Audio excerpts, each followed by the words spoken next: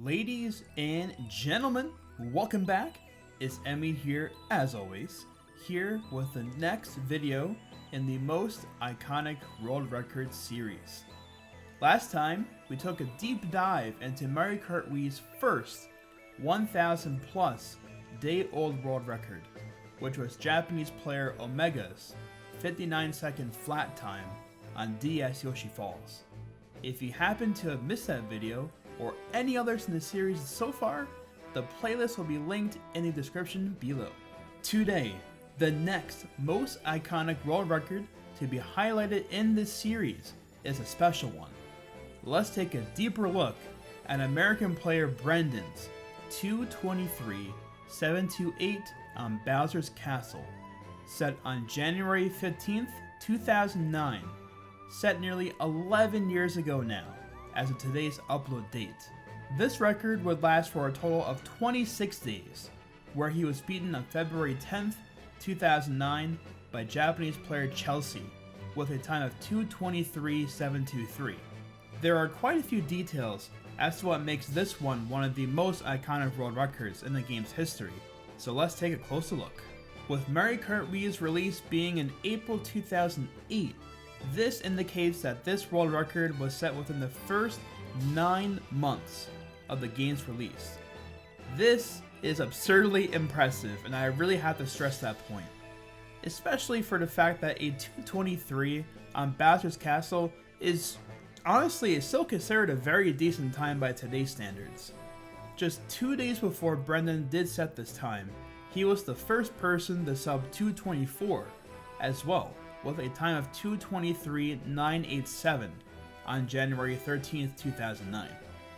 Probing deeper, what may be the most obvious difference of this record compared to others is the character that Brendan used to set this world record, Rosalina. Those of us who play the game already know that the majority of the game's world record set is with Funky Kong, so seeing any other character is definitely a conversation piece. However, Brendan was not the first person to use Rosalina for a world record here. Japanese player Thed0ra, also known as the Bull or earliest as Fumbaba, had several world records here with Rosalina, being the first player to use Rosalina for a world record on this track, and Brendan setting 3 world records himself with Rosalina as well, after beating Thed0ra in late 2008. And amusingly enough, Brendan would temporarily swap back to Funky Kong along with Japanese player Chelsea before Brendan would set one more world record with Rosalina, which was this current world record we are reviewing today. As far as the heavyweights go, Rosalina is probably the most comparable to Funky Kong, with this handy little chart over here showing the different hidden stat bonuses that all the characters have. As we can see here, Funky Kong has a 1.06 km/h speed bonus, whereas Rosalina has a 0.053 km/h speed bonus. Although Funky Kong beats her in the additional speed bonus, if we look a little bit further down, Rosalina has 4 frames of extra main turbo boost when she releases a main turbo, and Funky Kong has 0 frames extra. And as we are talking specifically about the application to Bowser's Castle time trial, there are 7 total main turbos performed per lap, as well as the fact that a decent chunk of each lap driven is done while going over a boost panel, doing a simple trick, doing a flip trick, or using your mushroom. There are very few instances on the track where you are idly moving forward in a straight line, uninterrupted, where Funky Kong's extra speed bonus becomes more apparent, and that benefit can shine through. Additionally, Rosalina has marginal handling bonuses, while Funky Kong has 0, and these actually make a fair difference if you use Rosalina and Funky Kong long enough. And again, as far as the application of all this to this track in particular, her extra handling can be most useful after landing from this trick here and wrapping around this half pipe of the track to this trick zipper. I've been an avid time trialer since 2008, and I still remember this being the hardest part of the track to do the right way. And even for me today, this is probably one of the hardest parts of the track to optimize the right way. Optimally, you can almost wheelie right away when you land from this trick depending on if you initiate a wheelie into the boost panel or not. And with great control you can wrap around without being thrown around everywhere. But this is by far one of the most hardest parts of the track to master with how seemingly awkward the terrain is. This section is definitely easier with Rosalina, and even when I do this part, if I use Rosalina in online play, I can mess it up sometimes since I'm used to pressing hard on the control stick to manage this section the right way with Funky Kong. You can even see the differences between doing this cleanly or with things not going the right way, with Brendan's approach on all 3 laps here, with lap 1 being a lot worse and laps 2 and 3 being much better. And as interesting and different as this was to have a different character being used to drive the world record for that time, this would be the last time Rosalina would be used to set a world record specifically for Bowser's Castle No Shortcut.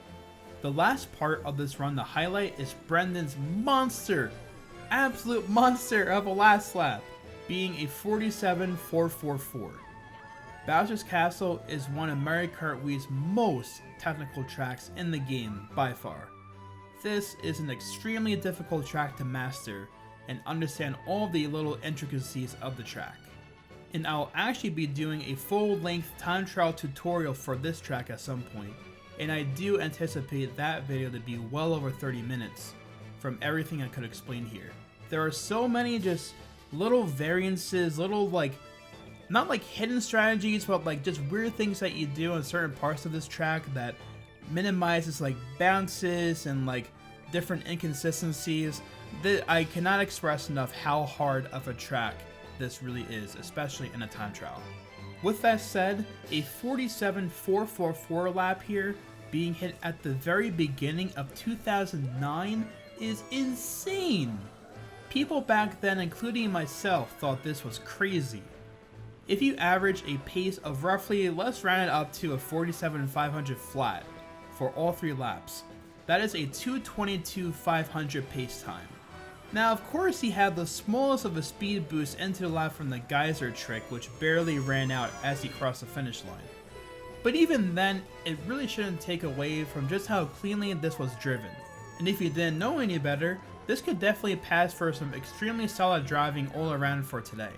And it is of course no surprise that Brendan reached this level of a standard so early on in the game's history.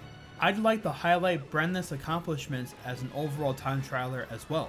From August 2008 to December 2009, Brendan set a total of 44 world records, spanning across 13 unique tracks, adapting to the different track strategies, had major worldwide top 10 dominance on many tracks, and at some point he did have all of the 32 American regional top 10s for a period of time, I do believe. Brendan was by far regarded as one of the most versatile time trialers, as well as one of the most all-time best players of the time period. And his overall time sheet stood the test of time as a high standard as well, after he ceased activity for time trial. Being a very big fan of time trials as I am, I sometimes will personally binge watch different players' entire world record history, and I find that I watch Brendan's runs fairly often. Saying that he was far ahead of his time is a major understatement, and I think this run among all of his other runs can speak to that too. The time period this was set was magical. It's really the only way I can put it. The golden era for time trial was truly from 2008 to 2010 and part of 2011, but especially the most of late 2008 and all throughout 2009, and this is primarily due to the epic time trial rivalries among these different players, throwing hands, exchanging the world record title on many tracks, this one in particular. This exchange between Brendan and Chelsea was one of the most memorable time periods for me as a player back then.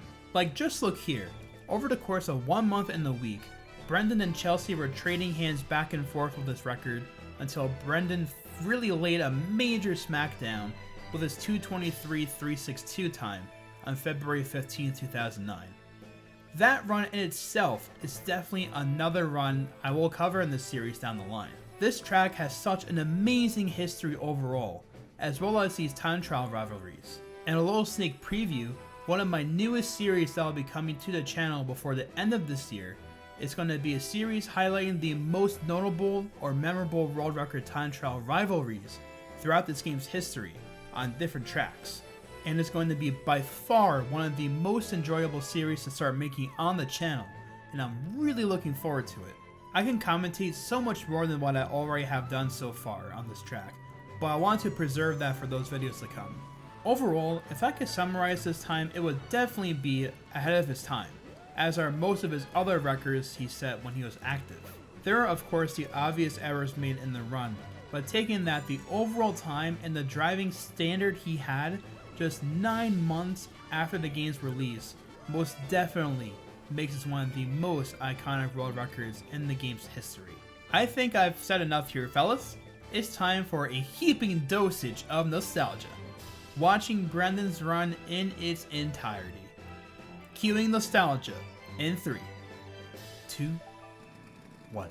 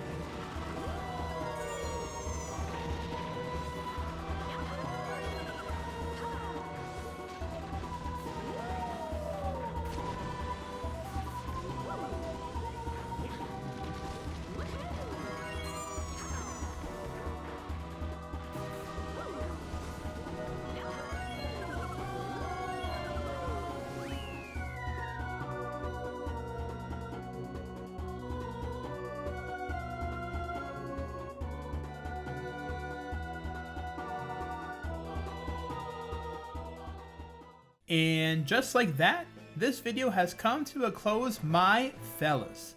This was such a blast to make. This really transported me back to the most enjoyable time period of the game for me, especially from the time trial sense with tons of nostalgia, and I hope you all enjoy this video too.